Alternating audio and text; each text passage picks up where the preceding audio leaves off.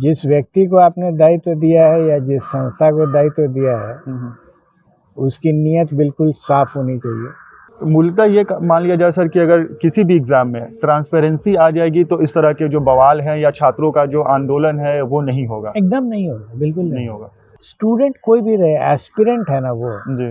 वो एस्पायर कर रहा है जी। तो उसको आप डार्कनेस में नहीं रख सकते हैं। कोई चक्कर ही नहीं लगता है, किसी कोर्ट का चक्कर नहीं लगेगा, कोई हल्ला हंगामा नहीं होगा। आरआरबी एनटीपीसी परीक्षा में धांधली को लेकर बिहार सहित उत्तर प्रदेश में छात्रों का जो बवाल है वो चरम पर था और इस बीच हमने देखा था कि कई जगहों से तोड़फोड़ की खबरें सामने आई थी। साथ ही साथ रेलवे जो सरकारी संपत्ति है उसे भी छात्रों की तरफ से नुकसान पहुंचाया गया था। इस बीच अब इन सब सारे मुद्दों पर हम बातचीत करेंगे और समझेंगे कि छात्रों का ये आक्रोश क्यों भड़का और इसके पीछे क्या कारण हो सकती है। हमारे साथ बातचीत करने के लिए बिहार के पूर्व डीजीपी अभयानंद सर हैं। हम इनसे बातचीत करेंगे और ये समझेंगे कि आखिर छात्र जो होते हैं वो इतने अचानक उग्र क्यों हो जाते हैं सर, और जब ये सारी चीज़ें आती हैं तो इसे टैकल कैसे किया जा सकता है, क्योंकि आप पुलिस महकमे में भी एक मुखिया के पद पर थे तो आपके समय भी इस तरह की कई चुनौतियाँ आई होंगी, तो क्या हो सकता है इसके पीछे का कारण? सामान्य रूप से जब भी कोई प्रतियोगी परीक्षा होती है जी। जिसमें नौकरी मिलने की बात हो या इवन अदरवाइज जी। उसमें अगर कंडक्टिंग एजेंसी जो होती है जी। उसको उसकी नीयत साफ नहीं हो, नीयत साफ नहीं होने का एक ही पैमाना होता है कि जो भी उस एजेंसी के हेड हैं वो चाहे जिस रैंक के हों वो ओपनली वाउचसेफ कर सकें कि इस पूरी प्रतियोगिता में उनका एक भी कैंडिडेट नहीं है। जी।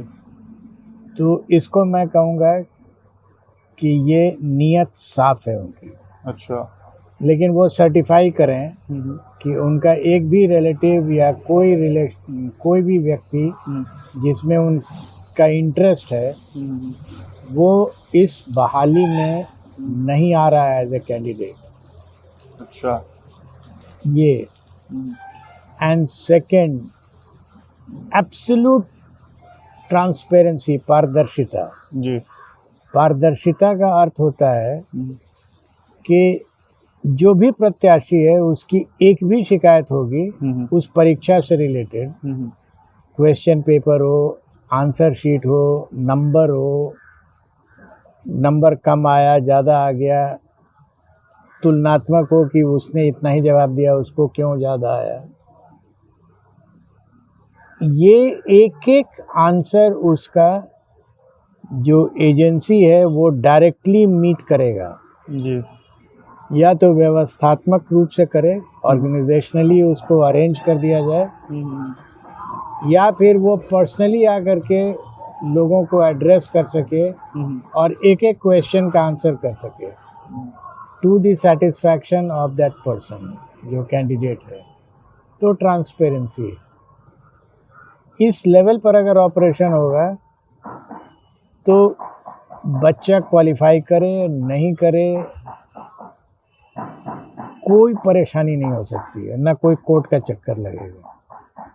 जैसे ही ट्रांसपेरेंसी घटती है या नियत साफ नहीं रहती है तो आप कुछ भी कर लीजिए, ऊपर से मुलम्मा जिसको बोलते हैं वो आप चढ़ा लीजिए मुलम्मा, कोई फर्क नहीं पड़ता है क्योंकि अविश्वास हो जाता है। तो इस पर रेल मंत्री ने बीते दिनों प्रेस कॉन्फ्रेंस भी किया और उन्होंने छात्रों को लेकर के कहा कि जो छात्र हैं वो हमारे दोस्त और भाई की तरह हैं, वो संपत्ति को नुकसान ना पहुंचाओ और इस पर हम एक कमेटी बनाएंगे, कमेटी जांच करेगी और जांच के बाद सारी चीज़ें सामने आएंगी।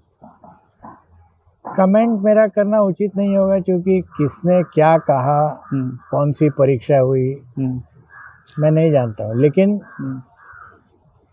हम लोगों ने भी अपनी पूरी नौकरी में जो अपॉइंटमेंट टू पोस्ट होता है जी। ह्यूज नंबर्स में, खास करके हमारे यहाँ पुलिस में कांस्टेबलरी में अपॉइंटमेंट होता है जी। संख्या बहुत बड़ी होती है। जी। उसमें हमने इस चीज़ को प्रैक्टिस करके देखा है जो हमने आपको बताया है। अच्छा। ट्रांसपेरेंसी, ये मैं थियोरेटिकल बात नहीं कर रहा हूँ। नीयत साफ होना थियोरेटिकल बात नहीं है, इसको मैंने प्रैक्टिस करके देखा है। कोई चक्कर ही नहीं लगता है, किसी कोर्ट का चक्कर नहीं लगेगा, कोई हल्ला हंगामा नहीं होगा। शिकायतें होंगी, लेकिन उन शिकायतों को मीट करने की व्यवस्था भी होगी। हल्ला हंगामा के बाद तो कमेटी बन ही जाती है, लेकिन शिकायत जैसे ही आए वो मीट हो वहीं पर, तो प्रॉब्लम सॉल्व। एक सवाल और है कि आप शिक्षा से लंबे समय से जुड़े हुए हैं, छात्रों के बीच में रहते हैं, क्या कहीं प्राइवेटाइजेशन को लेकर के, रेलवे में जो प्राइवेटाइजेशन की बात चल रही है, ये भी कहीं ना कहीं एक मुद्दा हो सकता है क्या? इन सब चीज़ों का कारण हो सकता है? हो सकता है। ये तो जो स्टूडेंट्स हैं, जो एप्लीकेंट्स हैं, उनको अधिक जानकारी होगी, क्योंकि मेरा संबंध अब सरकार से 7-8 साल से रिटायर कर गया हूँ, तो ज़्यादा नहीं रहता है जी। थोड़ा बहुत सोशल मीडिया में जो पढ़ते हैं वही है। ऐसे जहाँ हम रह लेते हैं आराम से, वहाँ मुलाकात ही लोगों से नहीं होती है जी। तो उसके विषय में मैं बहुत ज़्यादा नहीं कह सकूँगा, लेकिन जिस भी व्यक्ति को या एजेंसी को सामान्य बहाली करनी है, वो इन दो चीज़ों को अगर पकड़ के चलेगा तो हंगामा तो बिल्कुल ही नहीं हो। एक सवाल और है सर कि आप शिक्षक की भूमिका में भी काफ़ी समय तक रहे हैं। एक इन सब सारे जो विरोध है, विरोध में कुछ शिक्षक का भी नाम आ रहा है। लोग कह रहे हैं कि शिक्षक ने इन्हें भड़काया है, खासकर एक खान सर हैं, उन्हें लेकर कहा जा रहा है कि उन्होंने इन सब छात्रों को उग्र होने के लिए कहा है, उन्होंने प्रोवोक किया है। इस पर क्या आप सोचते हैं कि कभी शिक्षक इस तरह की चीज़ें कर सकते हैं? तथ्यात्मक सूचना मेरे पास है नहीं जी। और जो आपने शिक्षा की बात कही कि मैं शिक्षा से जुड़ा हुआ जरूर हूँ, लेकिन इस व्यवस्था में नहीं, मतलब रेलवे वालों में नहीं है। जी जी बिल्कुल। IIT के लिए मैं कर रहा हूँ और मुझे कहते हुए भी बहुत गर्व होता है कि जिस एग्ज़ाम के लिए मैं पढ़ाता हूँ उस एग्ज़ाम में ये गड़बड़ी होती ही नहीं है। अच्छा। IIT JEE एडवांस्ड खास करके मेंस में कभी कभी लोग बोलते हैं उसमें परेशानी होती है, लेकिन एडवांस में तो बिल्कुल ही नहीं होती है। अच्छा। और मेरा इंटरेस्ट ज़्यादा JEE एडवांस्ड के पेपर के लिए रहता है। नहीं, एक स्टूडेंट की जो मनोदशा होती है उस पर मतलब ये सवाल था मेरा। स्टूडेंट कोई भी रहे, एस्पिरेंट है ना वो जी, वो एस्पायर कर रहा है, तो उसको आप डार्कनेस में नहीं रख सकते हैं। आप छोटी सी चीज़ लीजिए ना, आपकी बीमारी हो गई है और आप किसी अस्पताल में चले जाते हैं और अस्पताल के जो डॉक्टर साहब हैं वो कहेंगे कि बस आप सिर्फ भर्ती हो जाइए और सब हम देख देते हैं। संतुष्टि नहीं होती है। वो जानना चाहता है पेशेंट कि मेरे साथ हुआ क्या। आप डार्कनेस में एक पेशेंट को तो रख ही नहीं सकते हैं, एस्पिरेंट को क्या रखिएगा। एक आखिरी सवाल है प्रशासनिक तौर पर कि जो हंगामा जो बीते दिनों हमने देखा था, शायद आपने भी सोशल मीडिया के ज़रिए देखा या नहीं देखा लेकिन हंगामा बहुत बड़ा हुआ, वो चाहे बिहार की हम बात करें, चाहे उत्तर प्रदेश की बात करें या अन्य राज्यों की। एक प्रशासक के तौर पर किस तरह से उन सब चीज़ों को मैनेज किया जा सकता था? आंसर वही है, जिस व्यक्ति को आपने दायित्व दिया है या जिस संस्था को दायित्व दिया है उसकी नीयत बिल्कुल साफ होनी चाहिए। और नियत साफ का अर्थ मैंने आपको बहुत साफ लफ्ज़ों में बता दिया कि क्या होता है। और दूसरा कि जो प्रक्रिया है वो बिल्कुल पारदर्शी होना चाहिए। इनफैक्ट पारदर्शी उस एक्सटेंट तक, मैं आपको एक अपने लाइफ में जो हमने किया था, एक बार मुझे एग्ज़ामिनेशन कंडक्ट करने को मिला फॉरेंसिक साइंटिस्ट की बहाली करने के लिए। अच्छा। मेरा बैकग्राउंड चूँकि साइंस का है तो मेरे DG ने मुझे ऑर्डर कर दिया। उसका पेपर मैंने अपने हाथ से सेट किया था। अच्छा। प्रिंट भी नहीं करा। अच्छा।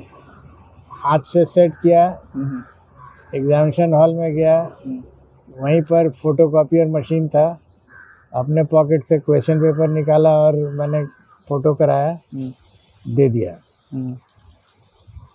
एग्ज़ामिनेशन ख़त्म हुआ, ऑब्जेक्टिव क्वेश्चंस थे। एग्ज़ामिनेशन ख़त्म हुआ, मैंने कहा कि आप करीब 500 लोग अपीयर हुए थे। उसका बेसिक क्वालिफ़िकेशन था MSc in physics, maths, zoology, botany जी। इसमें से कोई भी हो।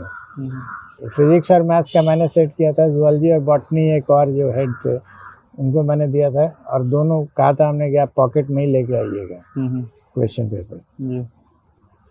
एग्ज़ामिनेशन ख़त्म हुआ, मैंने कहा कि आप 3 घंटे वेट कर सकते हैं तो वेट कीजिए, आपको हम आंसर पेपर के साथ आपका नंबर बता देंगे, जो लोग क्वालिफाई किए हैं उनका हम पेपर अलग करके रख देंगे। कांस्टेबल से मैंने 1A2B3C करके जो आंसर था उनको हमने दिया था, उन लोगों ने तुरंत करेक्शन कर दिया, कंपाइल हो गया। ऐसे गलती अगर हो गई होगी तो बता दीजिएगा, पेपर यहाँ रखा हुआ है। और आंसर को हमने वहीं एग्जामिनेशन हॉल के बाहर एक पेड़ था उसमें सटवा दिया कि लीजिए ये आंसर है, आप देख सकते हैं। 2-3 लड़के आए, एक फिजिक्स के क्वेश्चन में, एक शायद जूलॉजी का क्वेश्चन था, कि सर इस क्वेश्चन में आंसर गलत है। अच्छा। तो हमने कहा ठीक है, हमने सेट किया था तो आप मेरे ऑफिस में चले आइए, और जो जूलॉजी का सेट हुआ था उनके ऑफिस में आप, उन्होंने जो सेट किया था वो रहेंगे, मिलेंगे आपसे, जी। डिबेट कर लीजिए। अगर आप कन्विंस हो जाइएगा तो आप चले जाइए, और नहीं तो आप हमको कन्विंस कर दीजिए। और एक क्वेश्चन उन लोगों ने कन्विंस कर लिया। अच्छा। हमने चेंज किया उस आंसर। अच्छा। इसको ट्रांसपेरेंसी का। तो मूलतः ये मान लिया जाए सर कि अगर किसी भी एग्ज़ाम में ट्रांसपेरेंसी आ जाएगी तो इस तरह के जो बवाल हैं या छात्रों का जो आंदोलन है वो नहीं होगा। एकदम नहीं होगा, बिल्कुल नहीं होगा। तो आपने सुना, हमारे साथ बातचीत करने के लिए बिहार के पूर्व DGP अभयानंद जी थे, और इनसे हमने बातचीत किया RRB को लेकर के जो बवाल अभी छात्रों का मचा हुआ है बिहार सहित अलग अलग जो राज्यों में, उस पर इन्होंने अपनी राय रखी। साथ ही साथ प्रशासनिक जो इनकी जो समझदारी, उस पर भी इन्होंने बताया कि किस तरह से इस जो छात्रों का प्रदर्शन था उसे रोका जा सकता था, और इन्होंने बताया कि छात्र जो हैं वो क्यों इस तरह की आंदोलन करने पर मजबूर हो जाते हैं। बाकी इस खबर पर आपकी क्या राय है, हमें कमेंट बॉक्स में लिखकर ज़रूर बताएं। इसके साथ ही देश दुनिया के और भी खबरों को देखने के लिए चैनल को सब्सक्राइब करें। वीडियो अगर फेसबुक पेज पर देख रहे हैं तो पेज को लाइक करें और फॉलो करें।